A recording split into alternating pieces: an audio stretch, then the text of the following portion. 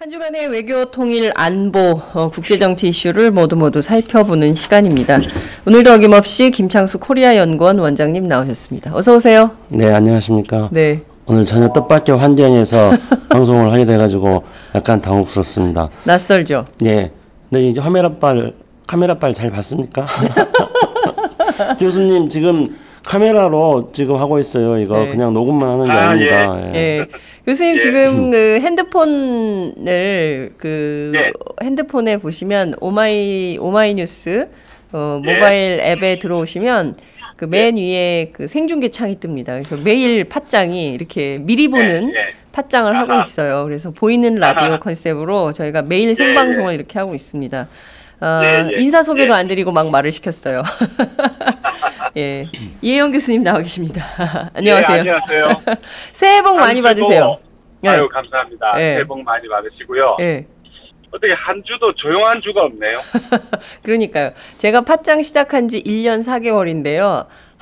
단 하루도 이슈가 없어서 고민해 본 적이 없습니다. 정말 그런 것 같아요. 예, 단 하루도. 예, 자고 나면 반드시 이슈가 터지는 게 대한민국입니다. 참 정말. 예. 이번 주도 쏟아지는 이슈 속에서 정말 그 도배질이 된 북한 4차 핵실험에 대해서 오늘 살펴봐야 될 것 같은데요. 그 전에 저희가 이렇게 보이는 라디오로 하니까 교수님 지금 그 계속 뭐가 또 소리가 들려요. 내비게이션 소리가. 어디세요 지금?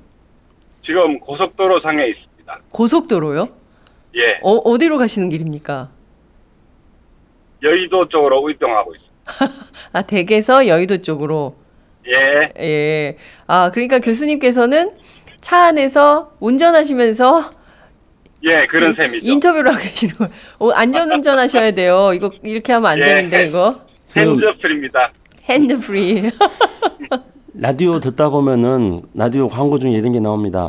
우리 엄마는 뭘 잘한다. 우리 엄마는 뭘 잘한다. 이렇게 운전 중에 네. 해서는 안 되는 안 일을 되는 한다고 자랑하고 있거든요. 그러니까 그러면 안 되는 거 아닌가? 맞아요, 이렇게 맞아요, 나오는데요. 저도 들었어요. 예, 아무리 생각해봐도 이혜영 교수님의 이 여러 가지 일을 동시에 할 수 있는 탁월한 능력에 대해서는 제가 존경합니다만은. 근데 길이 막히기 때문에 어차피 속도도 못 내고 어차피 마찬가지. 아, 그렇군요. 그러면 그냥 그 가시는 길 편안하게 저희 팟짱과 함께 인터뷰하시면서 가시죠. 예. 그 스튜디오에 나와 계신 그 김창수 원장님은 앞에 뭘 좀 가지고 계세요. 뭐예요, 그게? 이 방송을 시작하기 전에 이 항상 장윤선 기자가 뭘 먹는 게 있다고 이 방송 듣다 보면 광고에 나오잖아요. 나는 방송 시작하기 전에 항상 막하산삼을 먹어요. 그래서 제가 그랬죠. 왜 혼자만 먹느냐. 그랬더니 오늘은 또 여기다 갖다 놨네요. 저도 방송 시작하기 전에 먹으라고. 그러니까요. 선배 잡숴 빨리. 네, 그러면은 이왕에 먹는 김에 방송 중에 한번 먹는 모습을 제가 시연을 해보겠습니다. 네. 자, 막하산삼이 있습니다. 그러니까요. 봉투를 잡아 뜯습니다. 네. 뜯어. 근데 잘 안 뜯어지네. 네. 잘 안 뜯어져요? 네, 가위. 뜯어. 예. 뜯어. 예. 뜯어. 뜯어지네 이거. 그럼 이거 한 수 없이 또 비상대책을 써야 되는데요. 이를 사용해야 되는데. 이를? 이를 사용해서. 성공했습니다. 역시 자연주의. 이거 치과 의사 선생님들이 이 방송 들으면은 절대 흉내내지 마십시오. 이럴 것 같은데요. 그 밑에 자막이 나가야 되는 거 아니에요? 이런 행동 절대 흉내내지 마십시오. 네. 근데 오늘 김창수 원장님께서 직접 드셔가지고 영한네이처 막하산삼 사장님이 너무 좋아하실 것 같아요. 네? 이렇게 직접. 네? 이제 이거 먹고 났으니까 몇 분 후에 효과가 나타나는지 한번 지켜보겠습니다. 자, 저희 본격적인 얘기를 좀 해보도록 하죠. 그야말로 위기의 한반도가 됐습니다. 어제 북한이 4차 핵실험에 성공했다. 그것도 수소탄 이렇게 밝혔습니다. 자, 우선 벌써 4번째나 한반도에서 핵실험을 벌인 북한. 좀 짚어봐야 될 것 같은데요. 우선 그 북한 전문가이신 김창수 원장님부터 말씀을 부탁드릴게요. 어떻게 보세요? 이번 4차 핵실험. 한마디로 말씀드린다면은 북한이 제 갈 길 가겠다. 그러니까 자기 길 가겠다 이렇게 선포한 거라고 생각합니다. 주변의 많은 국가들이 북한의 이런 핵실험에 대해서 우려를 해오지 않았습니까? 근데 북한은 제 갈 길 가겠다. 그러니까 북한이 갈 길은 자기 스스로 밝힌 길은 뭐냐면은 우리가 이미 잘 알고 있다시피요. 경제 건설과 핵무력 병진 노선이라 그럽니다. 그래서 그걸 이번에 신년사에서는 북한의 김정은 위원장이 말하지 않았어요. 그래서 북한이 경제 건설과 핵무력 병진 노선을 이제는 좀 포기는 안 했다 하더라도 네. 올해는 좀 자제하는 게 아닌가 이렇게 많은 전문가들이 예상을 했습니다. 그런데 그 예상을 그냥 턱 깨고 많은 전문가들의 예상 틀렸다 해서 국제적으로 또 한국의 많은 북한 전문가들을 물매기는 그런 지금 행동을 했습니다. 이건 다시 말하면은 경제건설과 핵무력 병진 노선 그 길을 가겠다는 겁니다. 그런데 경제건설과 핵무력 병진 노선에 대해서는 사실은 약간 좀 염려가 많이 되죠. 왜냐하면은 우리가 새해 들어서 한번 잠깐 몇 가지만 한번 살펴볼 필요가 있습니다. 북한의 김정은 위원장이 신년사에서 인민 생활을 굉장히 강조를 했습니다. 그리고 생활. 예, 경제건설과 핵무력 병진 노선에 대해서는 언급하지 않았습니다. 그래서 우리 국내 언론에서도 인민 생활 중심으로 가고 경제건설 중심으로 김정은 체제가 갖는 것에 대해서 내심 환영하는 분위기가 많이 있었습니다. 그리고 한 가지만 더 말씀드리자면은 이 이제 대한상공회의소 박용만 회장이 1월 3일 날 언론과 인터뷰를 했습니다. 그래서 그게 1월 4일 날 언론에 많이 나왔는데요. 북한이 금방 망할 것 같지가 않다. 그리고 북한의 시장화라든가 어떤 사적 소유 이런 게 많이 늘어나고 있다. 그래서 북한이 이런 변화를 인정을 하고 우리가 북한하고 교류 협력을 해야 된다. 이렇게 상공회의소 회장이 이야기를 했거든요. 네. 근데 이건 무슨 말이냐면은 북한의 최근에 나타나는 경제적 변화에 대해서 한국 사회에서 상당히 긍정적으로 평가를 해왔다는 것입니다. 그래서 저 역시 이렇게 생각을 했습니다. 북한이 이제 경제건설 중심으로 해가지고 인민생활을 향상시키고 남한하고 북한은 남한에서는 신성장 동력 창출 차원에서 북한의 이런 변화를 수용을 하고 그렇게 해서 남북관계를 이렇게 발전시켜 나가는 방향으로 가자. 이제 이렇게 생각했습니다. 네. 근데 이렇게 되는 거는 이제 뭐 한여름밤의 꿈이었죠. 북한은 경제건설 핵무력 병진 노선을 간다는 걸 선포한 겁니다. 이번에. 그렇군요. 북한이 신년새 2016년 붉은 원숭이 때 해를 맞이해서 본인들의 자신들의 노선이었던 경제 그리고 핵무력 병진론을 동시에 추진한다라는 것을 천명한 것이다. 세계에 이렇게 정리를 해주셨습니다. 교수님 어떻게 보세요? 글쎄요, 저는 우선 관심이 왜 북한 전문가 혹은 우리 정부 혹은 미국의 예상이 북한에 관한 한 항상 틀리냐는 맞습니다. 거죠. 항상 틀립니다. 그리고 항상 그 어떤 이런 이벤트가 발생을 하고 난 다음에 나오는 반응은 그럴 리가 없다. 북한이 수소폭탄 실험에 성공했을 리가 없다. 네. 그래서 그렇지 실패한 이유를 찾기 시작해요. 각종의. 네. 그리고 안 되는 이유만 계속 찾는 거예요. 그러다가 시간이 지나면 결국은 뭐 유야무야 그럴 수도 있는 거지 하고 이렇게 덮어버리는. 이번에도 똑같은 패턴이 지금 보이고 있잖아요. 그렇죠. 그럴 리가 없다. 네. 수소폭탄일 리가 없다. 맞습니다. 그 다음에 이게 그 지진계에 포착된 게 너무 작다. 네. 그렇기 때문에 아닐 거다. 네. 아닐 거다. 그런 다음에 이제 다른 한 면에서는 열받는 거죠. 쟤들이 또 이랬어. 그래서 국제적 합의를 깼고 뭐 나쁜 놈이고 뭐 국제적인 고립을 자초하고 제재를 해야 되고 그런데 네. 이미 제재는 다 돼 있거든요. 추가적으로 뭐 제재를 해봐야 북한 입장에서는 이미 하고 있는 거 재탕 삼탕하는 건데 네.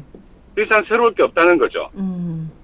그러면은 이런 어떤 우리 스스로의 인식에 어떤 함정이 있는 게 아니냐 하는 걸 우선 좀 점검을 해봐야 되고 네.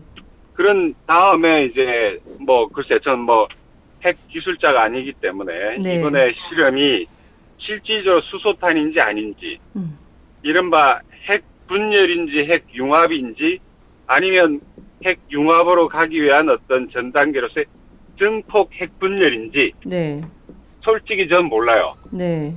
그런데 증폭 핵 분열 실험 같은 경우에는 이번에 처음 언급된 게 아니라는 거죠. 수소탄 이야기는 이미 나온 지 꽤 되지 않습니까? 네. 그 말은 적어도 북한이 핵과 관련된 기술 확보 수준이 우리가 알고 있는 것 이상일 수도 있다.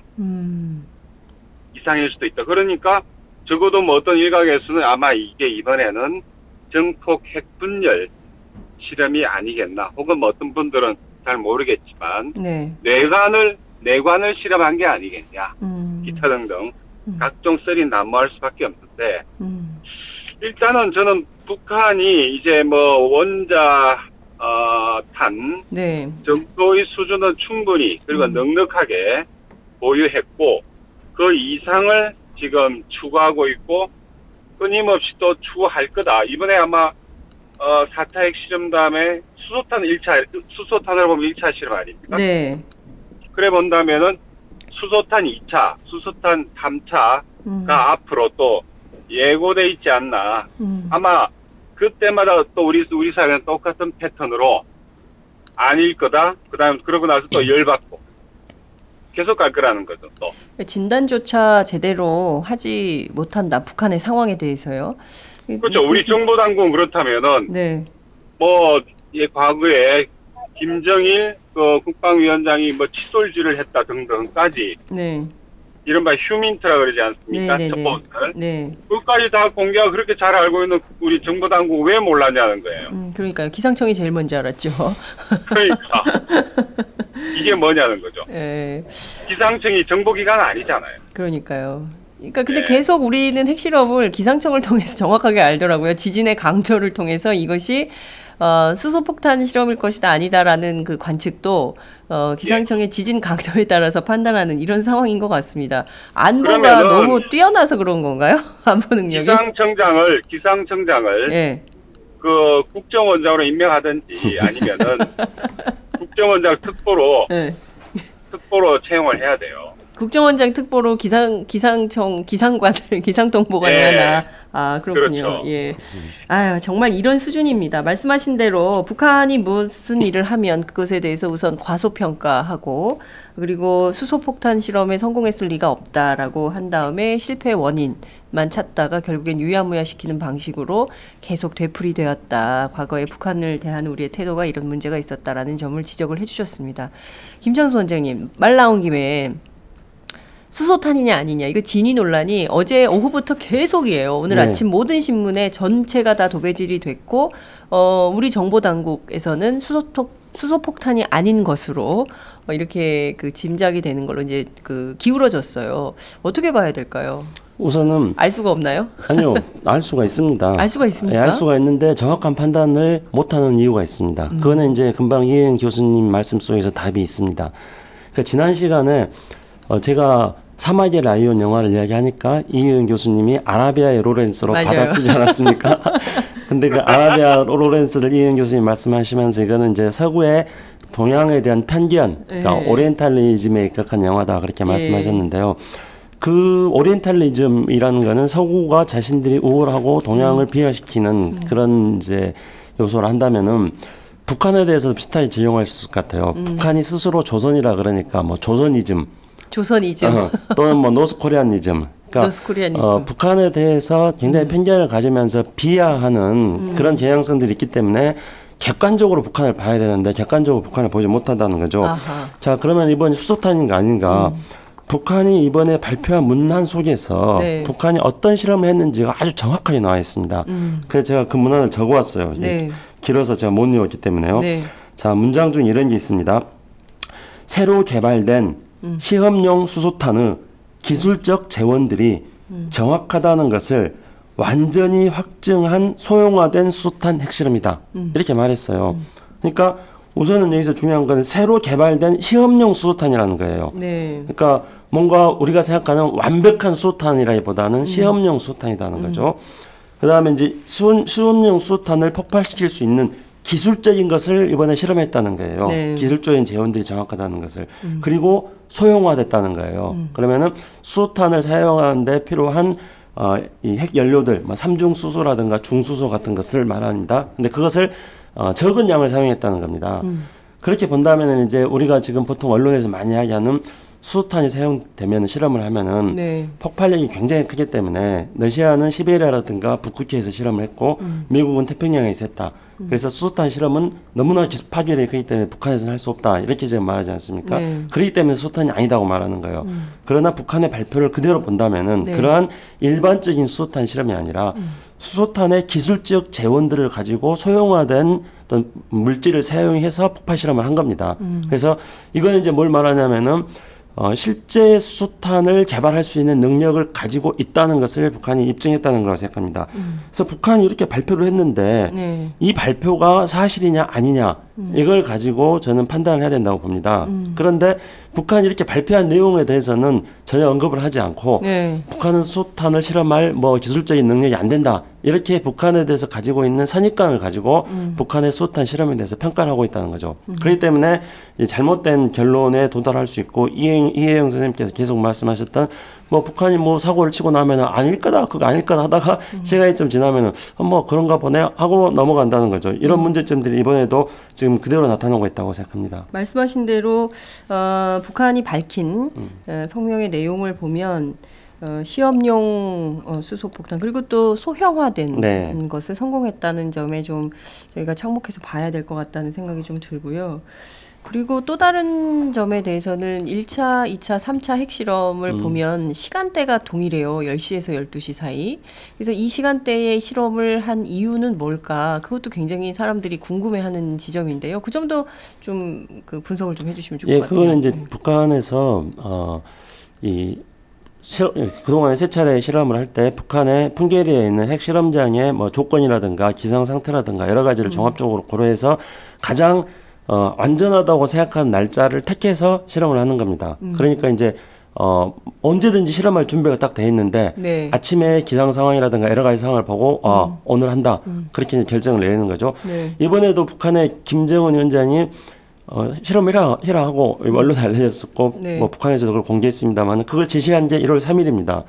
그럼 북한은 1월 4일부터 계속 날짜를 택일을 하겠죠. 오늘 할까? 내일 할까? 모레 할까? 그래서 어제 하기로 결정을 했으니까 어제 이제 하는데 오전에 미리 다 준비됐기 때문에 네. 오전에 했다고 생각합니다. 그 다음에 1, 2, 3차 실험하고 이번하고 또 언론에서도 많이 이야기 되고 있는데 네. 패턴이 다르다는 거죠. 그러니까 1, 2, 3차는 예를 들면은 먼저 장거리 로켓을 쏘고 네. 그 다음에 핵실험을 했는데 그렇죠. 이번에는 뭐 그런 것도 없이 바로 없었어요. 핵실험을 했다. 예. 근데 그것도 일면 맞는 겁니다만은 그 내면에 북한이 그렇게 하는 원리에 대해서는 조금 더 깊이 있게 통찰할 필요가 있습니다. 그냥 북한은 지금까지 항상 먼저 장거리 로켓 실험을 했어요. 세 번 핵실험할 때마다 네. 그건 맞습니다. 근데 그거는 장거리 로켓 실험이라는 것은 우주의 평화적 이용에 대해서는 어떤 제한이 없습니다. 모든 나라들이 주권 국가가 가지고 있는 주권 사항입니다. 그래서 북한은 장거리 로켓을 발사했다. 이건 자기들이 주권 사항이기 때문에 국제적으로 아무런 법적인 문제가 없다. 네. 이렇게 하는 거예요. 네. 그런데 이제 국제기구들은 북한이 그렇게 하는 거는 미사일이라고 하고 유엔에서 그때마다 제재를 했습니다. 네. 그러니까 유엔 제재를 하니까 핵실험이라는 것은 NPT 체제가 있기 때문에 네. 국제법적으로 제약을 하는 거거든요. 그렇죠. 그런데 자기들은 정당한 어떤 장거리 로켓을 발사했는데 네. 부당하게 유엔 제재가 들어왔다. 그렇기 때문에 핵실험을 한다. 이런 나름대로의 자기 어떤 논리가 있는 자기 거예요. 논리가 있는 거죠. 예. 그런데 이번에는 그런 과정을 거치지 않았습니다. 이번에는 그런 과정을 거치지 않고 바로 네. 수소폭탄 실험을 했습니다. 이건 어떤 거냐면은 북한이 이제 핵 보유 국가가 됐다는 것을 스스로 선포를 하는 겁니다. 아, 우리는 핵보유국이다라는 네. 것을 북한이 스스로 선포하는 거다. 그래서 우리가 요즘 보통 많이 하는 네. 핵보유국 지위라는 말이 있지 않습니까? 네, 네, 네. 이 핵보유국 지위라는 것은 뭐 국제법적으로 핵보유국 지위라는 것들이 없습니다. 그런 게 있는 건 없고 굳이 핵보유국 지위라고 한다면은 NPT 핵확산 금지 조약에 있는 네. 5개의 국가들이 핵을 보유할 수 있다는 것 이것이 이제 핵보유국 지위죠. 네. 그런데 이제 핵보유국 지위라는 것은 이제 그렇게 법적으로는 NPT에서 핵을 가지고 있는 5개 나라를 지칭하는 걸 한다면은 실제 이제 정치적으로는 어떻게 사용되는 용어냐면은 핵보유국들에 대해서는 네. 핵 폐기해라 이런 말을 하지 않습니다. 그러니까 예를 들어서 인도, 파키스탄, 이스라엘 이 핵보유국 지위를 가지고 있는 나라들이에요. 네. 그런데 국제법적으로 너희들이 핵보유국 지위가 있다 이렇게 하는 기준은 하나도 없습니다. 그런데 그들 나라에 대해서 핵보유국 지위를 있다고 인정하는 거는 그들한테 너희들 핵 폐기해라 이런 말을 안 한다는 거죠.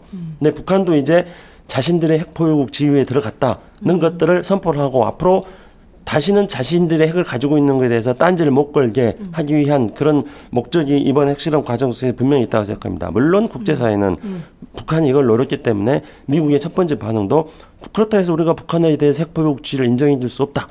이렇게 말하고 있습니다. 그러나 아까 이혜연 교수님 말씀하신 것처럼 이러다가 또 유야무야 되다가 그래 북한이 뭐 벌써 핵실험 4번이나 했고 뭐 수소폭탄 실험까지 했는데 그들을 핵보유국이라고 인정해야지 뭐 어떻게 할까 이런 식으로 나올 확률이 많이 있다는 거죠. 북한은 그걸 노리고 있습니다. 그렇군요. 북한의 노림수는 또 거기에 있군요. 자, 그런데 그 1차, 2차, 3차 그리고 또 이번에 4차 실험까지 왜 꼭 1월 3일 이후에 요 시점을 택해서 북한이 핵실험을 했을까? 이것도 좀 살펴봐야 될 것 같은데요. 교수님은 북한이 왜 이맘때 요때 핵실험을 하기로 선택했다 이렇게 보십니까? 글쎄요. 일단은 우리 역시 김창수 원장님 분석이 가장 탁월한 것 같아요. 신문에 여러 나와 있는 여러 가지 비교해 볼 때. 네. 감사합니다. 일단 북한이 뭐라고 이야기하는지 있는 그대로 우선 봐야 되죠. 그 워딩을. 그렇기 때문에 방금 그 읽어주신 그 대목은 굉장히 중요한 것 같습니다. 네. 무슨 이야기냐면 일종의 미니 수소탄이죠. 그러니까 말하자면. 미니 수소탄. 혹은 핸드 캐리용, 핸디, 네. 핸디 사이즈의 네. 수소탄을 실험한 걸로 그렇게 본다면은, 예. 워딩을 있는 그대로 본다면은, 그렇기 때문에 이제 어쨌든 중요한 거는 북한의 아까 말씀드린 것처럼 기술 수준이 우리 남태평양 가서 본격적인 수소탄 실험을 할 정도인지 아닌지 몰라도 거기에 근접해 가고 있고, 만일 러시아나 미국이 야 너희들 남태평양 와서 실험 한번 해봐, 혹은 시베리아에서 한번 해봐, 그런 다음에는 진짜로 이제 알 수 있겠죠. 이게 진짜 수소탄인지 아닌지. 네. 근데 이건 사실 그 자체로 본다면 어리석기 짝이 없는 이야기인 거죠. 어리석기 짝이 없는 얘기다. 바보도 이런 바보가 없는 거죠. 그러니까 그게 수소탄이냐 아니냐, 워딩이 틀리니 맞니 하는 논쟁 자체가. 그리고 그렇게 본다면 일단 북의 어떤 그 핵 보유국 지위 문제, 네. 여기에 대해서는 사실 그 핵 보유국이라고 하는 개념 자체가 네. 핵을 가지고 있는 나라들의 기득권을 봉합시키기 위한 억지로 만든 개념이잖아요. 네, 그렇죠. 국제법적으로 뭐 그래가지고 거기 규정이 있니? 아니 그런 게 어디 있어요. 일종의 핵 기득권의 봉합 구조죠. 그렇게 본다면은 일단 이제 북한이 국제사회에서 그런 어떤 기득권을 똑같이 주장할 수 있는 이제 그 건덕지 혹은 근거들을 네. 나름 좀 더 두텁게 가져가고 있다 이렇게 생각이 되고요. 네.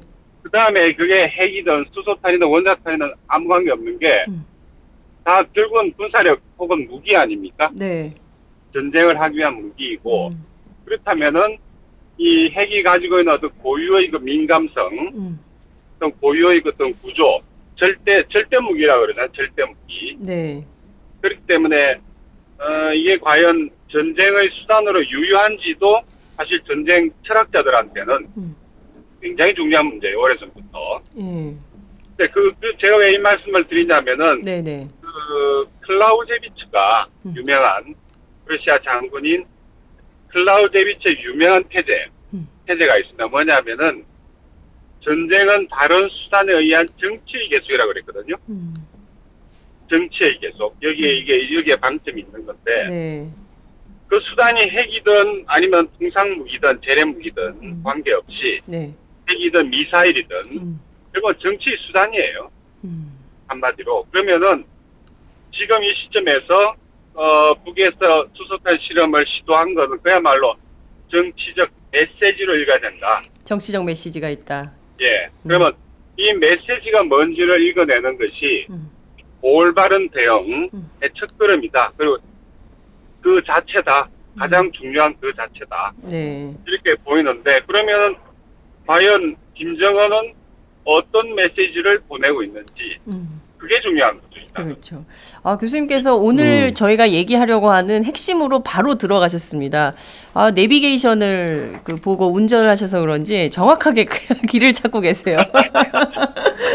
바로 북한의 노림수가 뭐냐, 김정은의 메시지가 뭐냐, 도대체 무엇을 위한 핵실험인 것이냐. 그러니까 사실 우리 언론들은 뭐 수소폭탄인지 아닌지, 아니라면 무엇인지, 왜 이 시기에 선택했는지, 도대체 여기까지 오게 된 원인이 뭔지, 1211 그 북한 남북 간 대화가 깨져서 그렇다, 뭐 별별 얘기들을 하고 있는데, 지금 가장 중요한 건 김정은이 무슨 메시지를 보내고 있는 것이냐, 그게 핵심인 것 같습니다. 우선 북한 전문가 김창수 원장님 먼저 얘기를 해주세요. 예, 그 이 메시지가 뭔가를 읽어야 된다는 그 말씀이 저 핵심이라고 생각합니다. 근데 그게 이 1월 6일 날 왜 수소탄 실험을 했는가 하는 것하고도 또 연관이 됩니다. 그래서 1월 6일 날 수소탄 실험을 했는데 이제 다시 제가 북한이 발표했던 네. 그 북한의 발표문 중에서 한 가지를 조금 말씀 드려보겠습니다. 그건 안 적어왔어요. 그래서 외워오셨어요? 외워왔습니다. 야, 그래, 흐름만. 중요한 문구는 또 외워오시는 센스. 아니, 우선은 여기서 크게 세 가지 굉장히 눈에 띄는 제목들이 있습니다. 첫째는 자기들은 미국이 북한에 대해서 계속 적대시 정책을 펼치니까 핵을 가지게 됐다. 네. 그러니까 이제 핵 보유국이라는 걸 말한 겁니다. 네. 그 다음에 이제 핵 보유국으로서의 어떤 역할을 할 것인가 그게 담겨져 있습니다. 네. 하나는 뭐냐면은 자기들을 공격하지 않는 한 먼저 핵무기를 사용하지 않겠다. 이거는 이제 핵 보유 국가들이 핵을 가지지 않는 나라에 대해서 안전 보장을 하는 겁니다. 소극적 안전 보장이라고 합니다. 네. 핵 보유 국가들의 권리입니다.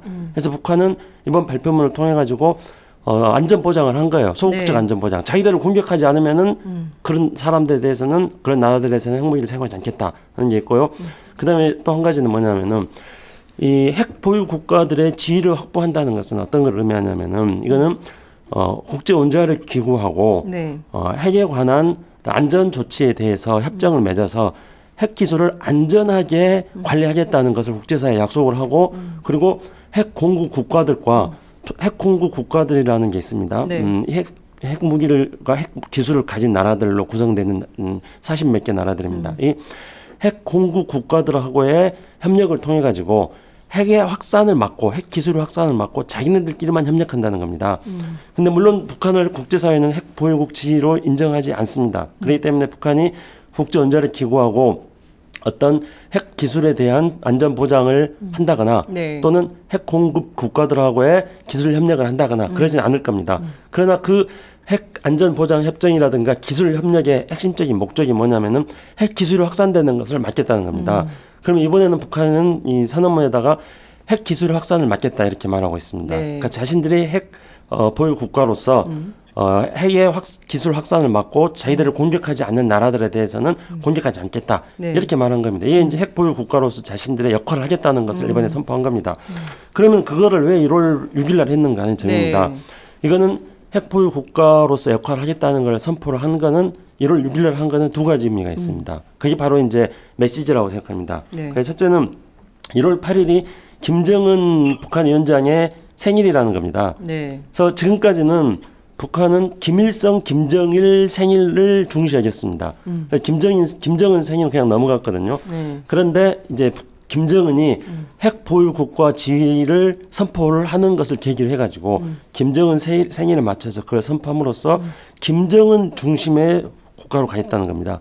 김정은 체제 강화용입니다. 이 본격적으로 김정은 체제가 들어섰다는 것을 선포한 겁니다. 그리고 이걸 뒷받침하는 것은 올해 5월 달에 북한의 노동당 7차 당대회를 합니다. 네. 80년에 6차 당대회가 열렸고 36년 만에 7차 당대회가 열리는데 네. 이 당대회라고 한다는 거는 우리가 무슨 뭐 사단법인이라든가 이런 거로 치면은 회원 총회입니다. 사주 총회. 네. 그러니까 사주 총회를 합니다. 여기서 이제 김정은 체제가 본격적으로 출범하는 것을 선포를 하는 거죠. 그래서 메시지 하나는 핵 보유 국가 선언을 한 김정은 체제가 이제 본격적으로 출범했다. 이게 이제 하나의 메시지고요. 두 번째 메시지는 이제 올해가 미국 대통령 선거라는 겁니다. 그렇죠. 그래서 이걸 통해 가지고 미국 대통령 선거 내내 북한 문제가 다시 이슈가 될 겁니다. 북한에 대해서 제재해야 된다, 규탄해야 된다 이런 이야기들이 계속 나오지 않겠습니까? 네. 그래서 그걸 통해 가지고 결국은 노이즈 마케팅이 될 수 있겠는데요. 네. 이걸 통해 가지고 핵 문제를 가지고 북한하고 미국하고 협상하자는 메시지를 미국한테 던지는 것이라고 봅니다. 완벽한. 박수 한번 치고 싶어요. 그러신가요? 야, 그 교수님 운전 중이시니까 박수 치지 마세요. 아니 이제 다시 정차했습니다. 야, 정차하셨어요. 또 막히는군요, 길이. 정말 예. 그 서울 시내 길이 너무 많이 막혀요. 이제 출근길을 함께 하니까 너무 이게 와닿죠. 지금 그 김창수 원장님 말씀해 주신 내용을 쭉 정리를 해 보면 핵심은 이건 것 같습니다. 지금 그 수미일관하게 한미일 삼각 동맹으로 동북아 정세 굉장히 얼어붙고 있는데 미국이 북한을 지속적으로 적대시 정책을 펴는 것에 대해서 이제는 좀 북미 대화 극대화를 하기 위한 하나의 수단으로 핵실험을 활용했을 가능성이 있다는 점이고요. 또 다른 측면에서는 핵기술을 안전하게 관리할 수 있는 완전한 우리가 핵 보유 국가로서의 새로운 김정은 체제의 출범입니까? 탄생입니까? 이것을 알리는 서막이 열렸다. 이렇게 분석을 해주셨는데요. 제일 중요한 거는 미국 대선과 연계한 점인 것 같습니다. 올해 11월에 있을 미국 대선까지 북한이 계속 이 문제를 제기하면서 어찌됐든 대화의 장으로 미국을 끌어들이려고 할 것이다. 이런 말씀을 주셨는데요. 교수님 어떻게 보십니까? 역시 우리 김창수 원장님 분석이 제일 탁월해요. 확실한 비교 우위에 있는 것 같아요. 비교 우위 국가. 몸둘 바를 모르겠습니다. 얼굴 빨개지셨어요, 김창수 원장님이요. 예. 저는 우선 북한 대내적으로는 그 당대회, 당대회 용, 당대회 용. 네. 그다음에 특히 대외적으로는 그 핵 보유 사실을 핵 보유를 기정사실화 시키는. 이제는 우리가 원자탄 그런 문제가 아니라 수소탄이다 하니까 그걸 통해서 이 기정사실화하는 효과. 그 다음에 가장 중요한 메시지는 미국 대선을 겨냥한 협상 유도. 이쪽 아까 방금 말씀하신 것처럼 노이즈 캠페인이라고 그랬는데 이거를 미 대선 쟁점화함으로써 기정사실화되어 있는 핵 보유, 그다음에 북핵을 지렛대로 북미 직접 협상을 유도하기 위한 그 하나의 수순이 아니냐, 혹은 그게 메시지의 골격이 아니냐, 이렇게 보이고요. 아마 미국 외교라고 하는 게 항상 그렇잖아요. 이게 그 파워 플레이어. 항상 그 힘의 파워에 기반한 굉장히 여러 운동 경기 같은 것 중에 미국 출신의 선수들이 보면 가장 기본 중량이 파워예요, 파워. 그러니까 실장의 파워 중심의 지배하고 치밀한 그런 양상을 보이는데, 그러니까 북한 입장에서는 우리도 힘이 있다.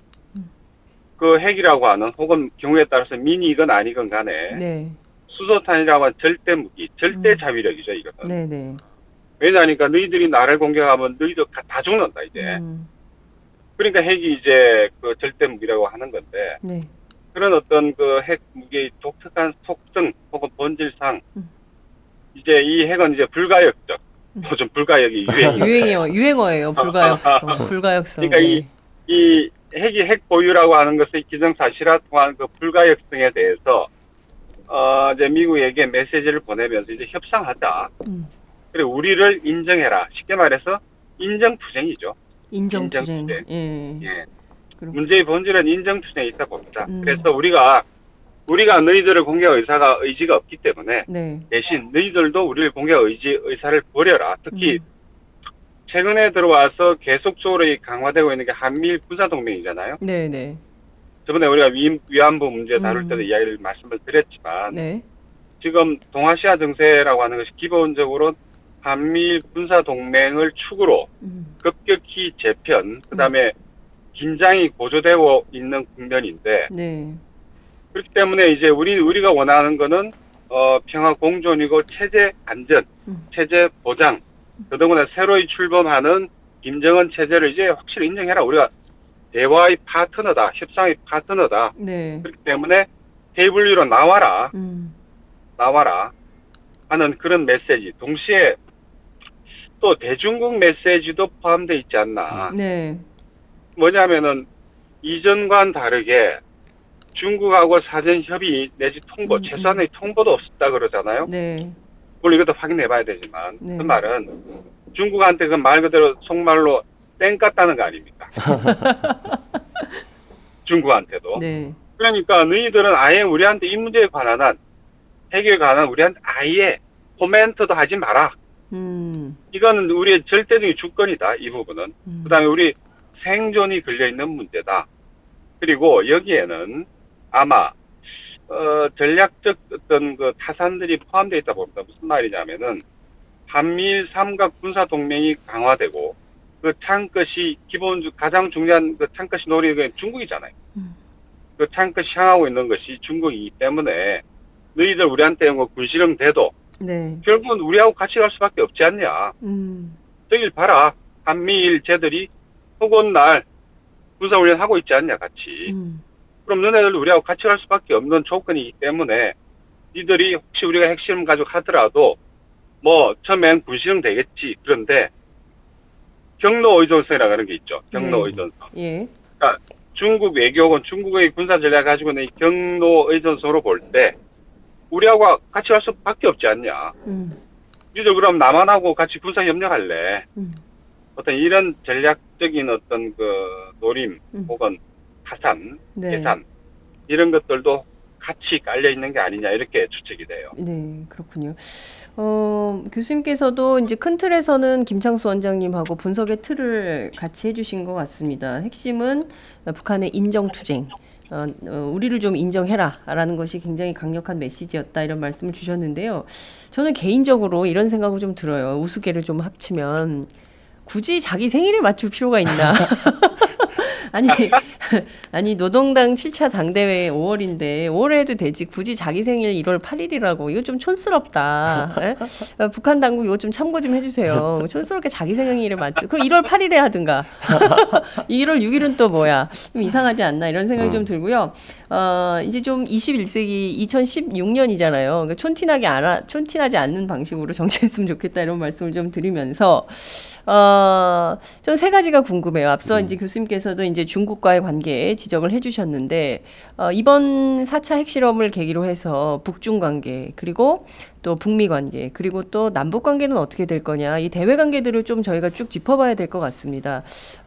국제정치 전문가시니까요. 이혜영 교수님께서 먼저 좀 진단을 해주세요. 북중 관계 또 북미 관계 그리고 또 남북 관계 앞으로 어떻게 될지 굉장히 중요한 포인트인 것 같거든요. 일단 현재 그 정세의 가장 중요한 기본 축이 네.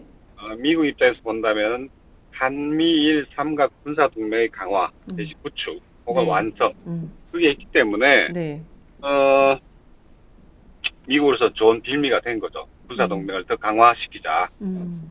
그 다음에 특히 일본이 신났어요. 그래, 아베가 제일 신났어요. 아베가 제일 먼저 나서가지고 해피 뉴 이어 굿뉴스. 해피 뉴 정말, 이어.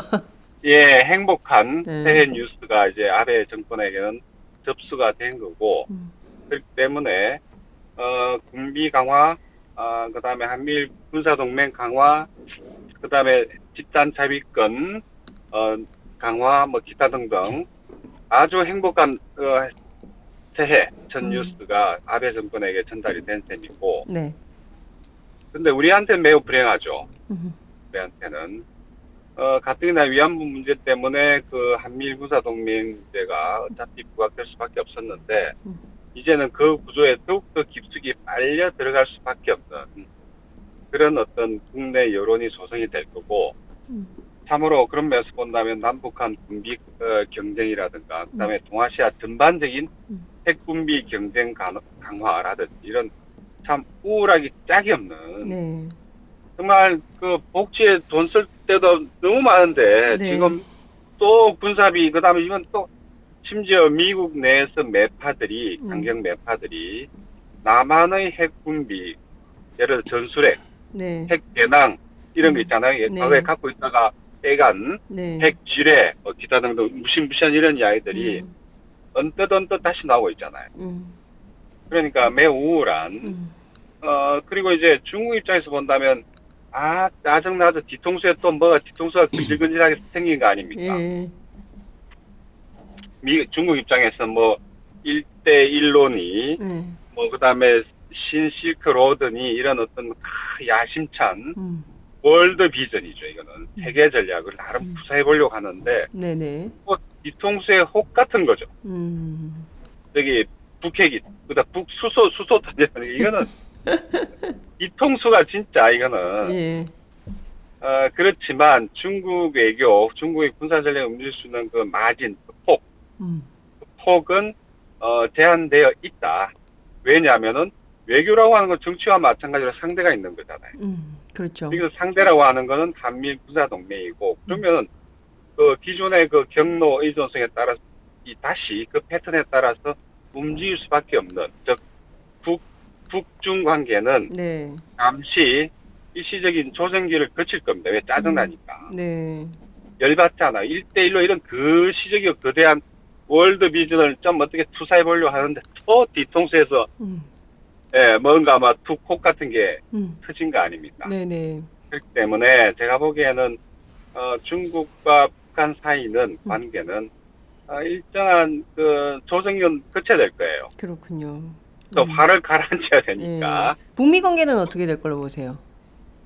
일단 전국면은 항상 그렇잖아요. 뭐 온갖 이야기들이 다 나올 거 아닙니까? 네. 예를 들어 트럼프 같은 이 꼴통들은 네. 반대말이지만 온갖 이야기 또 쏟아내겠죠. 그러니까 제재해야 된다, 뭐 기타 등등.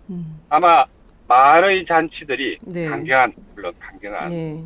말의 잔치를 거친 다음에 그런 어떤 포연이 가라앉고 난 다음에 뭔가 보일 겁니다. 그렇기 때문에 네.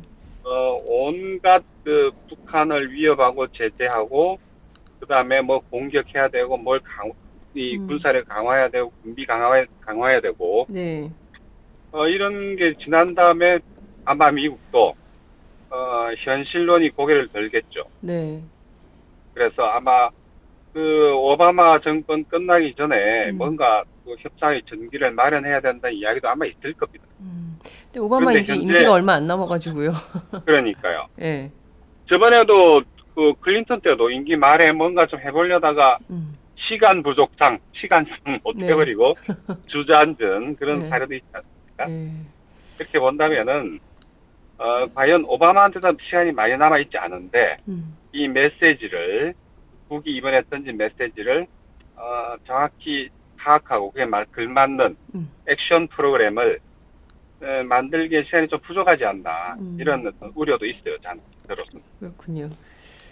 자, 남북 관계는 이따가 한번 종합해서 들어보도록 하고요. 우선 그 김창수 원장님께 마이크를 넘길게요. 예, 저도 이현 교수님의 말씀에 대해서 충분히 공감을 합니다. 지금 당장에 나타날 수 있는 거는 이현 교수님이 계속 강조하셨다시피 한미일 삼각 군사 협력의 강화로 당장에 나타날 것입니다. 그리고 일본은 명확한 재무장의 길로 갈 것이고요. 그리고 이제 미국 같은 경우에는 다시 한국에 사드를 배치해야 된다. 다시 그런 논의들이 일 것입니다. 그리고 한국 내에서는 북한의 수소탄에 대응할 수 있는 한국의 군사력을 강화시키고 한국에도 사드 배치뿐만 아니라 북한의 어떤 핵에 대해서 핵과 미사일에 대해서 선제적으로 타격할 수 있는 능력을 단축하기 위해서 비용을 군사 예산을 늘려야 된다. 이런 이야기들이 많이 나올 겁니다. 그래서 당장에 이제 이런 군사적 긴장이 굉장히 많이 조성되는데 제가 북한의 이와 같은 어떤 위기를 고조시키는 어떤 협상 전술에 대해서 비판적인 거는 네. 바로 이와 같은 한미일 삼각군사동맹이 강화된달까 무슨 일본의 재무장이 촉진된달까 이런 과정을 거쳐야 되기 때문입니다. 한국에서는 또 막 우리도 핵을 개발해야 된다, 군사 예산을 들여야 된다, 저는 이런 과정을 거치지 않는 평화적인 경로를 통해서 남북 관계를 안정시키고 동아시아 평화를 정착시키는 그런 길도 있다고 생각합니다. 네. 근데 북한의 김정은 체제는 그런 길은 미국과 협상해서 별로 먹히지 않고 미국은 항상 북한에 대해서 적대시 정책을 펼치고 있기 때문에 미국하고 상대하기 위해서는 이러한 강력한 어떤 그 긴장을 고조시키는 이런 방법을 택할 수밖에 없다고 해서 저는 그 길로 가고 있습니다. 근데 그 길을 가는 과정 속에서 우리가 겪어야 될 네. 위험, 부담 이런 게 너무 크다는 것이죠. 그렇기 때문에 이제 저는 이와 같은 김정일 정권의 노선에 대해서는 다른 노선도 있는데 이런 길을 택한 거에 대해서는 이제 비판적입니다. 그러나 이제 우리가 한 가지 이제 생각해봐야 될 거는 그러면 이와 같은 군사적 위기 상황이 네. 언제까지 지속될 것인가? 그러니까 결국은 미국하고 북한이 겁쟁이 게임을 하고 있는 거죠. 치킨 게임을 하고 있는 겁니다. 치킨 게임을. 누가 더 겁쟁이인가? 그래서 누가 더 먼저 뛰어내릴 것인가? 이거를 지금 서로 경쟁을 하고 있습니다. 근데 결국은 이제 북한은 이런 어떤 수소폭탄의 소형화까지 지금 진행시켜 나가면서 앞으로도 계속 기술을 발전시켜 나가겠죠. 네. 그러면서 동시에 이제 북한이 대륙간 탄도미사일을 지금 계속 개발을 하려고 합니다. 물론 이 대목에서 명확하게 해야 될 거는 북한이 가지고 있는 핵무기라는 거는 네. 핵 보유국으로 국제사는 인정하지 않지만은 핵무기라는 거는 기술적으로 매우 정확한 수준의 핵무기일 것이고 수소탄도 역시 아주 초보적인 수준일 거라 생각됩니다. 그리고 북한의 대륙간 탄도미사일도 대륙간 탄도미사일을 북한이 완성했다고 보기는 저는 아직은 힘들다고 봅니다. 그러니까 미국 본토까지 날아갈 수 있는 미사일을 가지고 있는가? 네. 대기권으로 그러니까 미사일이 대기권 밖으로 날아갔다가 네, 다시 재진입하는 실험을 북한 한 적이 없습니다. 그리고 거기다가 이제 핵무기를 실어가지고 네. 재진입하려고 그랬을 때 대기권과의 강력한 마찰력 때문에 핵무기가 다 타버릴 수가 있습니다. 그래서 그걸 타지 않는 기술 장치를 하는 것, 기술적 처리를 하는 게 가장 어려운 기술입니다. 근데 북한이 과연 이런 기술을 가지고 있는지에 대해서는 미지수입니다. 그런데 북한은 앞으로 핵무기의 소형화에 대해서 더욱더 매진할 것이고 대륙간 탄도미사일 기술을 확보하는 데 더욱더 매진하게 될 것입니다. 그렇게 된다면은 이 치킨 게임에서 네. 미국이 더 이상 견디기 어려운 미국이 견딜 수 있는 임계점을 네. 그렇게 된다면 넘어설 거라고 생각합니다.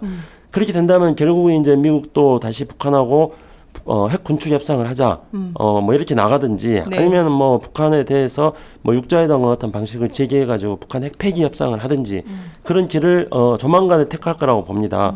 그 오바마 정부 초기가 됐든 아니면 오바마 정부 말기니까 오바마 정부 말기에서 그걸 못 한다면은 네.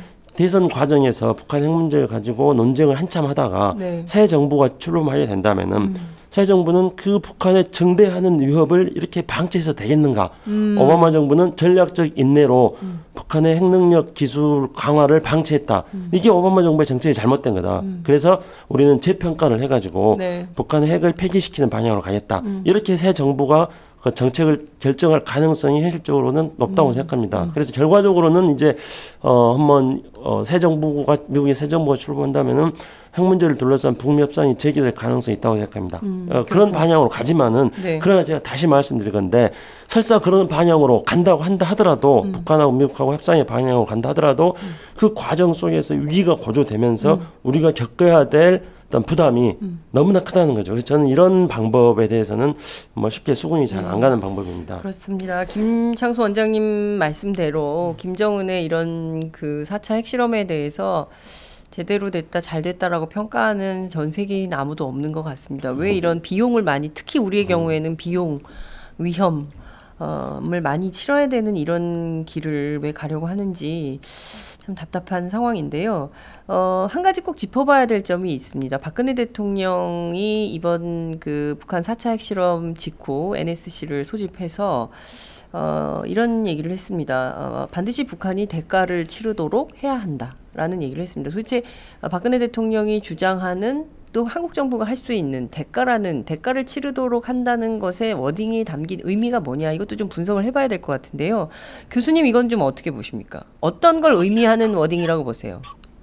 뭐 지금까지 대가를 다 치르게 했으니까 또 뭐 재탕3탕 의 어떤 대가론이 나오겠죠. 뭐 그 자체는 새로운 것도 아니고 그것 때문에 북이 지금까지 코스를 변경한다든지 네. 그런 일은 발생하지 않겠죠, 당연히. 네. 그 다음에 특히 북한이 협상의 귀재라 그러지 않습니까? 네. 어쨌든 상황을 벼랑 끝까지 끌고 가서 상대방을 벽에 몰아붙여 놓고 이제 협상을, 타결을 짓는 그런 모델을 선호하고, 또 대부분의 잘된 협상은 벼랑 끝이죠, 언제나. 그때 북한 보고 뭐 벼랑 끝 전술 아니라 뭐 욕할 이유도 없어요. 아무 이유도 없는 거죠. 그런데 우리 정부가 선택할 수 있는 그러면 어떤 옵션이 남아 있냐? 그렇죠. 예를 예를 들어서 남북 관계가 매우 좋으면 나 이거 방 뺄 거야. 예를 들어서, 나 이거 너희들 뭐 우리가 돈 안 줄 거야. 네. 뭐 이런 어떤 옵션들이 쥐고 있는 카드가 있어야 될 텐데. 네. 현재 우리가 가만히 살펴보면 무슨 옵션을 갖고 있냐, 우리가. 개성공단? 그건 그럼 알아서 해라. 그럼 바꿀 거냐, 이거를 북한 입장에서 본다. 네. 아예 이건 비교 형량의 대상도 될 수 없는 거고. 네네. 그러니까 평소에 예를 들어 북한하고 잘 지내면서 뭔가 쌓아놓은 게 있으면은 북이 실제로 위협을 느낄 만한 네. 그러니까 비군사적인 카드, 이게 없다는 거죠. 뭐가 있냐는 거죠. 할 수 있는. 마찬가지 미국도 혹은 국제사회도 네. 여러 북미 관계가 정상화되어 있고 예를 들어 투자가 엄청 들어가 있다든지 네. 혹은 다른 빚진 게 서로 있다든지 하면은 뭐가 되겠지만 없잖아요, 아무것도. 그러니까 뻔히 하던 유엔 뭐 제재 결의안을 하니 많이 그걸로 야단 법석을 뜰 겁니다. 그렇지만 이미 제재 중인 나라한테 뭘 더 이상 할 거예요. 그러니까 아마 또 무성한 제재론, 국제사회 제재, 유엔 제재, 무슨 제재 결의안, 또 결의안 네. 나와서 아마 글쎄요, 중국과 러시아의 태도가 재밌어 관전 포인트 중 하나가 될 텐데 네네. 해봐야 별로 실효성이 있는 제재안이 없다는 거예요, 딜레마가. 그렇기 때문에 주로 구두탄을 쏴야 될 겁니다. 구두탄. 말폭탄. 예. 구두탄. 아, 말폭탄. 갑자기 말풍선이 생각이 났어요. 박근혜 대통령 워딩은 굉장히 강력한 것처럼 보이지만 실제로 할 만한 제재라는 게 없다. 대가라는 게 없다. 이런 말씀을 주셨습니다. 김창수 원장님은 어떻게 해석하세요? 네, 어떤 제재 또는 대가를 치르게 한다면 우리가 대가를 치르게 할 수 있는 수단을 가지고 있어야 되잖아요. 네네. 근데 우리가 이현 교수님 말씀하신 대로 가지고 있는 수단이 없습니다. 만약에 남북관계, 남북 경제협력을 많이 심화시켜가지고 네. 북한 경제가 남한에 의존하는 게 많이 있다고 한다면은 우리가 북한에게 벌을 줄 수 있는 수단을 많이 가지고 있는 거죠. 근데 우리는 지금 현재 북한에 대해서 대가를 치르게 할 수 있는 수단을 전혀 가지고 있지 못합니다. 우리가 뭐 박근혜 정부가 이제 이현 교수님 말씀대로 뭐 구두폭탄은 많이 날리고 있습니다만은 구두폭탄이 말폭탄인 거죠. 그 신발 던지는 건 아닌 거잖아요. 예. 네. 근데 뭐 이제 이럴지도 모르겠어요. 예를 들면은 지난번에 8월달에 확성기 방송을 했더니 네, 대북 확성기. 예. 북한이 굉장히 뼈저리게 아파하더라. 예. 그래서 이번에 또 확성기 방송을 하겠다. 이거는 그 얘기 벌써부터 나오고 있습니다. 벌써 나왔나요? 예, 예, 이거는 예. 그야말로 최악이었습니다. 최악에서 확성기 방송을 하게 되면은 또 북한은 거기에 대해서 어떤 군사적 위협을 딸 겁니다. 그러면은 확성기 방송이라는 것은 그것이 가지는 어떤 효과는 그렇게 없습니다. 근데 네. 북한이 그걸 왜 민감하게 생각하냐면은 북한 체제의 특성상 1월 달에 김정은 생일에 맞춰가지고 촌스럽게 뭐 이런 수소폭탄 실험을 하는 나라입니다. 그런 나라이기 때문에 촌스럽게 김정일 욕하는 거에 대해서는 굉장히 민감하게 반응하는 거예요. 김정은. 예. 예. 그러니까 실질적으로 타격이 있어서 그런 건 아닙니다. 근데 거기에 대놓고 무슨 타격이 있다 생각해가지고 확성기 방송을 하나 해봅시다. 그러면 북한이 거기에 대해서 또 총격전을 하고 이러면은 결국은 스트레스가 우리가 굉장히 많은 어떤 스트레스를 받게 되고 결국은 이것은 우리 경제에 직접적인 영향을 미치게 되는 겁니다. 그렇기 때문에 실제로 우리가 가질 수 있는 어떤 수단은 별로 없다고 생각합니다. 그리고 저희도 마찬가지입니다. 중국도 마찬가지인데요. 네네. 중국이 가장 힘들어하는 거는 이런 겁니다. 북한이 사고를 치면은 미국은 북한을 비판합니다. 그러면서 동시에 이제 어떤 이야기를 하냐면은 왜 북한이 사고 치게 중국은 가만히 있느냐? 중국 너희들이 북한을 도와주기 때문에 그게 문제다. 그러니까 북한이 사고를 치는 거 해서 타켓을 중국으로 이동을 합니다. 그렇죠. 그래서 이제 대중국 견제의 분위기가 생기는 거고 견제할 수 있는 말거리가 하나 생기는 거죠. 그러니까 중국은 미국하고 긴장을 피해보고 싶은데 신형 네네. 대국 관계 그렇게 네. 해가지고 사이좋게 지내보고 싶은데 자꾸 북한이 핑계가 돼가지고 미국이 중국을 공격하는 그런 수단이 된다는 거죠. 그래서 그렇기 때문에 중국은 피곤해합니다. 그러나 짜증나. 예, 그렇죠. 짜증나는 거죠. 예. 더군다나 이제 지난번에 시진핑 체제가 딱 등장할 때 네. 북한이 인공위성 쏘고 그렇죠. 그 다음에 또 핵실험 했거든요. 2013년도에요. 그렇습니다. 그러니까 시진핑 체제는 왜 내가 성대하게 이렇게 등장하려고 그러는데 니들이 고춧가루 뿌려. 고춧가루 뿌리느냐 이런 거죠.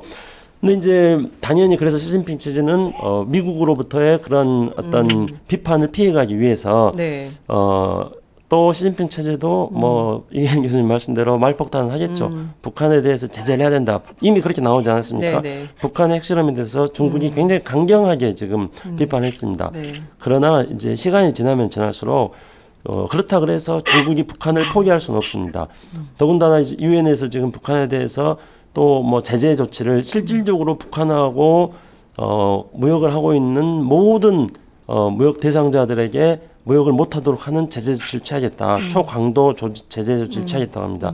거기 1차적으로 해당되는 게 중국일 거거든요. 네. 근데 중국이 과연 그러면은 북한하고 모든 무역, 현재 북한 무역의 뭐 8, 90% 정도가 중국하고 의존하는 건데 그거를 중국이 단절시킬 수 있느냐? 네. 그건 못합니다. 왜 못하냐면은 그는 설사 시진핑이 그 하고 싶어 한다 하더라도 네. 단동이라든가 북한하고 무역이 되고 있는 지역에서는 네네. 실질적으로 북한에게 그것을 의존하고 있기 때문에 무역을 의존하고 있기 때문에 일시적으로 어떤 조치를 취할 수 있을지 모르지만 이것을 지속적으로 유지해 나가는 것은 시진핑도 부담이 되기 때문에 그렇게 않을 겁니다. 그러면 결국은 이제 우리가 국제사회든지 한국이든지 할 수 있는 거는 결국은 북한에 대해서 고립시키는 것. 고립작전. 예, 거기까지는 이제 가능할 거라고 생각합니다. 예. 그렇군요.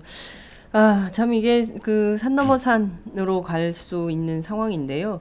제일 큰 문제는 앞서 그 교수님께서도 지적을 해주셨지만 위안부 관련해서 한일 외교장관 회담 문제가 계속되고 있고 이거를 뭐 폐기해라라는 국내 여론이 들끓고 있는데 이 와중에 이제 북한 핵 4차 실험이 나온 거예요. 어제 사실 수요 시위 과정에 이 얘기를 막 들어서 사람들이 깜짝 놀라고 막 그랬었는데요. 아베의 적극적인 규탄이 더 눈에 띄었습니다.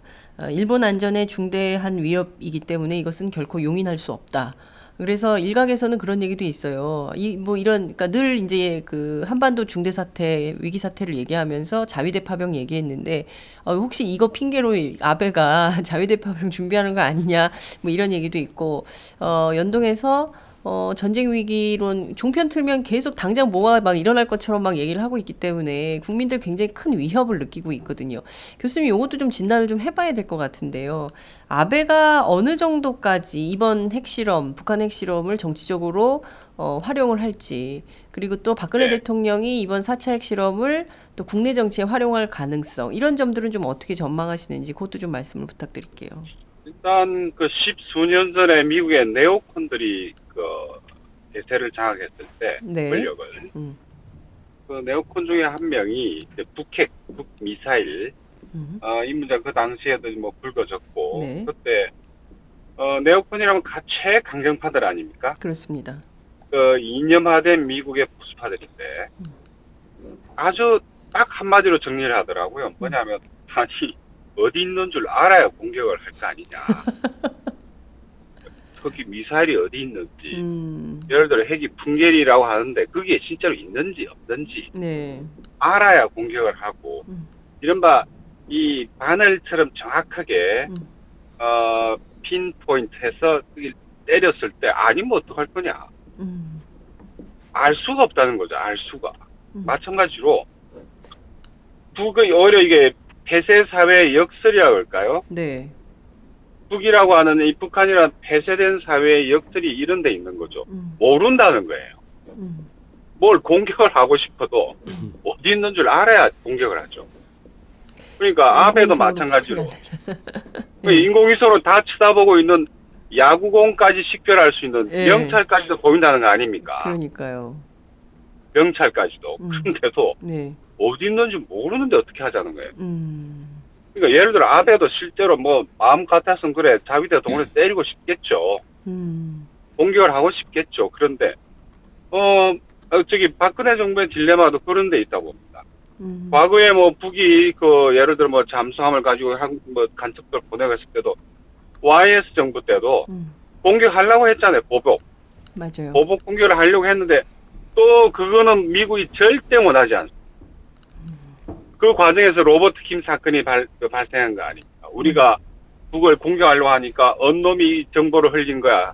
YS 정부한테. 뒤지다 보니까 로버트 킴이 튀어나온 거 아니에요. 네. 그래서 보란 듯이 간첩 혐의로 엮어서 10년 이상 살린 거 아닙니까? 그러니까 미국 입장에서도 자기들이 원할 때 공격하는 건 좋지만 자기들이 원하지 않는데 통제할 수 없는 상황이 발생하는 건 절대 원하지 않아요. 절대. 그게 이제 미국의 딜레마고 일본의 딜레마는 똑같습니다. 그러면은 현재로서 할 수 있는 그 전략적 옵션, 채택할 수 있는 어떤 액션의 어떤 프로그램 같은 것들이 그 가지수가 매우 제한되어 있고 그 다음에 대부분 알려져 있는 것들이죠. 그렇기 때문에 북한으로 봤어도 이미 알려져 기지수라는 거죠.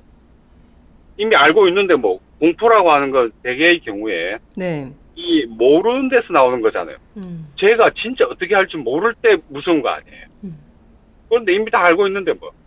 그렇기 때문에 현재의 상황은 계속 간다. 계속 간다.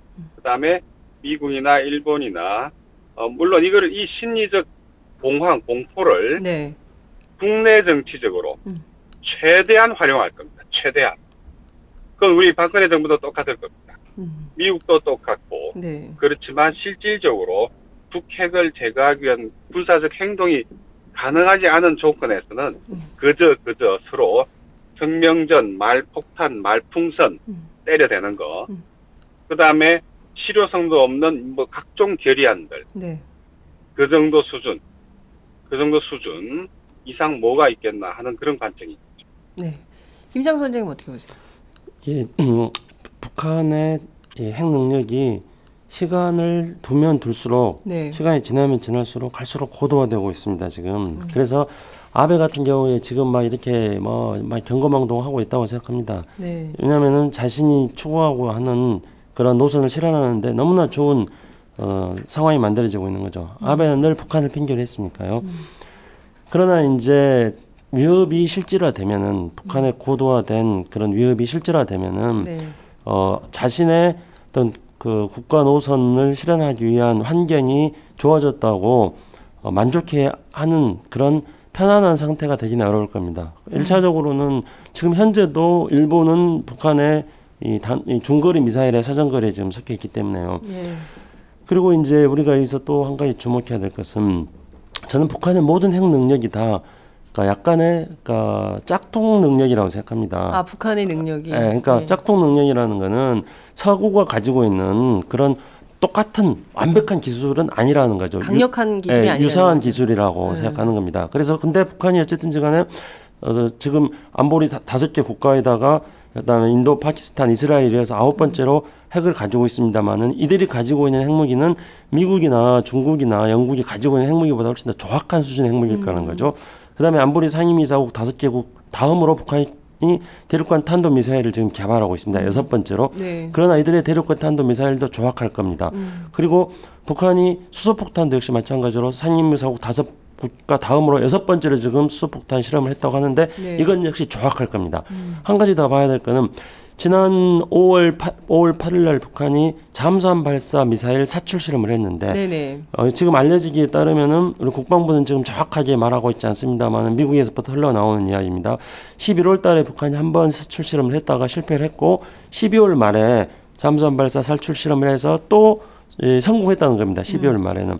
그러면 북한은 또 안보리 상임이사국 5개 국가 다음으로 6번째로 잠수함 발사 미사일을 또 조악하나마 그 수준을 지금 가지고 있다는 겁니다. 근데 그러면 지금 북한은 뭡니까? 핵무기, 수소폭탄, 대륙탄도 미사일, 잠수함 발사 미사일까지 조악하나마 네. 그 기술을 가지고 있는데 시간이 지나 보십시오. 앞으로 시간이 지나면 지날수록 이런 북한의 기술들이 더 현대화되고 고도화되어진다는 겁니다. 그랬을 경우에는 위협이 실제로된다는 거죠. 그 위협이 실제로되는 시점에서 미국은 북한하고 협상에 나설 겁니다만은 그 전에 북한의 이러한 위협이 실제로되는 것을 예방할 수 있는 조치를 왜 취하지 않느냐 이런 이야기를 하고 싶고요. 아베 역시 마찬가지입니다.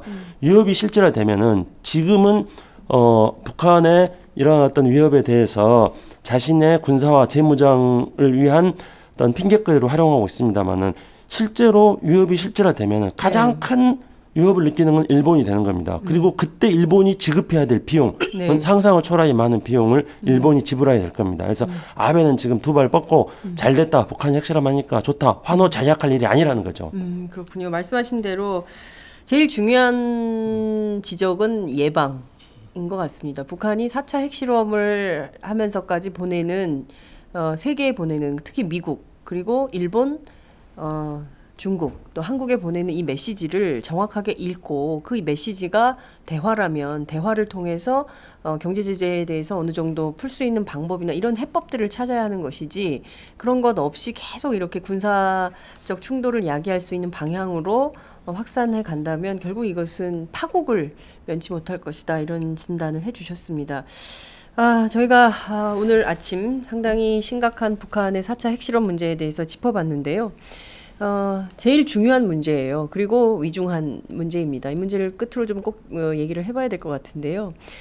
남북관계 문제입니다. 이제 당연히 이제 경색이다 이렇게 볼 수 있을 것 같은데 이제 중요한 거는 지금 단계에서 그럼 대화하지 않고 계속 대결 일로로 갈 것이냐 그 문제를 좀 해법을 좀 찾아봐야 될 것 같은데요. 교수님 끝으로 이 문제에 대해서 이 북핵 문제에 대한 올바른 해법 늘 하던 이야기긴 합니다만 이 얘기를 좀 박근혜 대통령과 박근혜 정부가 꼭 듣기를 간청하면서 교수님 말씀 좀 해주시죠. 이런 방법이 있습니다. 제시를 좀 해주세요. 예. 그러니까 아까 말씀드린 것처럼 북핵 혹은 북미사일 네. 문제의 본질은 인정투쟁이라고 말씀드렸지 않습니까? 인정투쟁. 네. 근데 이제 여기서 우리가 그 토마스 홉스, 영국의 네. 사상가인 홉스가 이야기한 유명한 격언을 한번 들어봐야 됩니다. 무슨 이야기를 하냐면은 호모 호미니 루푸스라는 말이 있어요. 라틴어로. 네. 무슨 말이냐면은 인간은 인간에게 늑대일 뿐이다. 서로가 서로에게 늑대라는 거죠. 그 말은 남한은 북한에게 늑대고 북한은 남한에게 늑대예요. 근데 늑대가 왜 자꾸 양 흉내를 내냐는 거예요. 우린 양이 아닙니다. 양이. 그렇기 때문에 서로가 서로 각자에게 늑대임을 인정하는 가운데서 문제가 해결이 되고 풀리는 거지, 혹은 실마리를 찾을 수 있는 거지, 계속 그 양가죽을 쓴 늑대인 우리가, 남한이, 네. 자꾸 북한 보고 너희들이 늑대라고 이야기해봐야 말이 안 통하는 거죠. 마찬가지로 네. 북한도 양가죽을 뒤집어 쓴 늑대잖아요, 서로가. 그러니까 네. 서로가 서로에게 늑대임을 인정을 하고 테이블에 앉아야지 문제가 풀린다는 겁니다. 그 네오컨 이야기 하나도 인용을 하자면, 네오컨이 과거에 북한이 자꾸 저러니까 그래 좋다 해봐라. 그런데 너희들 플루토늄 갖고 먹고 살래. 아무리 배가 고파도 플루토늄은 못 먹을 거 아니냐. 식량 문제를 빗대서 그런 이야기를 한 적이 있거든요. 네. 어떻게 보면은 여기서 말하는 식량은 경제죠, 경제. 플루토늄은 군사력이고. 그러니까 배고픈 북한 애들한테 그렇다고 너희들 플루토늄을 먹일래. 아주 냉소적이지만은 문제의 본질을 꿰뚫고 있는 거죠. 그런 의미에서 이제 북한을 압박 전략을 이렇게 고위 압박을 전략 전술을 이제 수립을 하는 건데, 네. 그러니까 서로가 서로에게 솔직해야 되는 거죠. 난 너를 잡아먹으려고 여기 와 있어. 혹은 거꾸로 역지사지해서 그래 본다면은 박근혜 정부건 앞으로 들어설 어떤 정부건 서로가 서로에게 늑대라고 하는 건, 남북한이 서로가 서로에게 네. 양이 아니라고 하는 거를 인정을 해야지 이제 문제가 이제 풀리기 시작한다. 그렇기 때문에 박근혜 정부는 똑같습니다. 양 흉내 내지 마, 양 코스프레 하지 말라는 거죠. 거기서부터 문제가 풀릴 거다. 저는 그렇게 보고 있는 겁니다. 네. 서로 상대를 인정하는 상태에서 협상의 물꼬를 다시 터라, 이런 말씀을 주셨습니다. 그 인정도 서로가 서로에게 우리가 나쁜 놈이라는 걸 인정하라는 거예요. 네.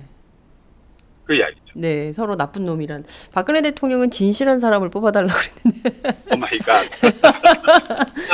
진실하게 좀 협상하면 좋겠는데, 나쁜 놈들이 앉아서 진실하게 대화가 될까요? 여하튼 말씀의 핵심은 서로가 인정하고 협상의 물꼬를 터라, 이런 말씀이십니다. 김창수 원장님 어떻게 생각하세요? 네,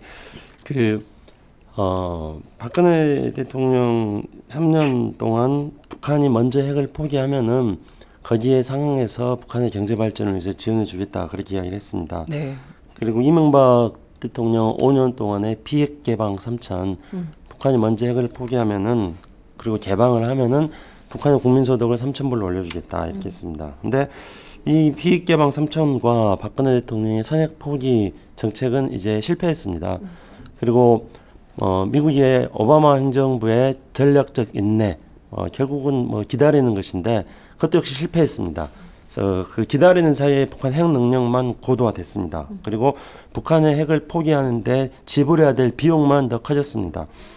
물론 지금 이제 북한이 수소폭탄 실험을 했다고 이렇게 하는 마당에 이것을 마치 아무 일도 없었다는 듯이 지켜보고 있을 수는 없습니다. 그래서 국제사회에서 유엔을 비롯하여 북한에 대해서 제재를 하고 규탄声明을 내고 이러는 것들은 불가피하게 대응할 수 있는 거라고 생각합니다. 하지만 그것이 해결책은 아니라는 거죠. 그래서 박근혜 정부도 그런 어떤 국제사회의 규탄의 대열에 동참하는 거야 당연한 것이겠습니다만은 해결책이 아니라는 점을 먼저 인정할 필요가 있다고 생각합니다. 그래서 해결책을 찾으려는 시도를 해야 된다 생각합니다. 네. 단기적으로 규탄의 어떤 분위기가 조금 지나간 다음에는 해결책을 찾으려는 시도를 해야 되는데, 해결책을 찾으려는 시도는 저는 일단 이명박 정부부터 박근혜 정부까지 이어져 왔던 대북 정책이 실패했다는 것을 인정하는 것. 네. 그 다음에 이제 그에 기반해가지고 아베하고 그 위안부 문제를 가지고 협상했는데 그 이면에는 네. 야찌 이 일본 NSC 네. 국장하고 이병기 우리 이제 청와대 비서실장하고의 라인이 가동됐다고 일본 언론이 계속 말하지 않습니까? 네. 근데 저는 일본하고 그렇게 비밀 협상을 가동시키는 그래서 위안부 문제에 어떤 그와 같은 뭐 타결 이런 어떤 안 좋은 결과를 가져왔는데 그런 안 좋은 결과를 가져오는데 청와대에서 나서가지고 비밀 협상을 하고 이러지 말고 네. 북한의 의도가 뭔지를 파악하는데 청와대가 좀 나서야 될 때가 됐다고 생각합니다. 그래서 저는 이런 상황에서 정말로 북한이 어떤 의도를 가지고 노동당 창당 노동당 7차 당대회를 하고 있으며 그를 앞두고 도대체 뭔 꿍꿍이 속으로 뭐 이런 실험을 했는지 그리고 그것이 수소탄인지 아닌지 네. 확인하기 위해서 비밀 접촉을 해야 한다고 생각합니다. 그래서 박근혜 대통령은 이병기 비서실장에 준하는 대통령의 심기를 잘 읽을 수 있는 최측근 핵심 인사와 김정은 북한 위원장의 최측근 핵심 인사가 만나가지고 네. 대체 북한이 뭔 꿍꿍이 속인지에 대해서 그 북한의 1차적 의도를 정확하게 파악하는 그 작업부터 해야 된다고 생각합니다. 저는 박근혜 정부 임기 안에 남북관계 개선되지 않을 거라고 생각합니다. 그래서 저는 박근혜 정부가 현재 발생하고 있는 위기 상황을 더 악화되지 않게 관리한 다음에 다음 정권으로 넘겨주고 다음 정권에서 해결책을 찾는 게 현실적인 거라고 생각합니다. 물론 박근혜 정부에서 뭘 했으면 좋겠습니다. 하지만 뭐 기대 난망입니다. 그렇군요. 대북 특사가 필요한 때다. 그야말로 지금 그 일본의 야찌와 이병기 청와대 비서실장이 만나가지고 비밀 접촉을 통해서 위안부 협상 그 말도 안 되는 내용을 하느니 지금 제일 중요한 것은 대북 특사를 보내서 남북 관계를 제대로 해결할 수 있는 방법을 찾는 게 핵심이다. 이런 말씀을 주셨습니다. 저희 생방송 진행 중인데요. 갑자기 기계음이 막 커지고 있어요. 정리가 됐네요. 제 말을 듣기 싫었나 봐요.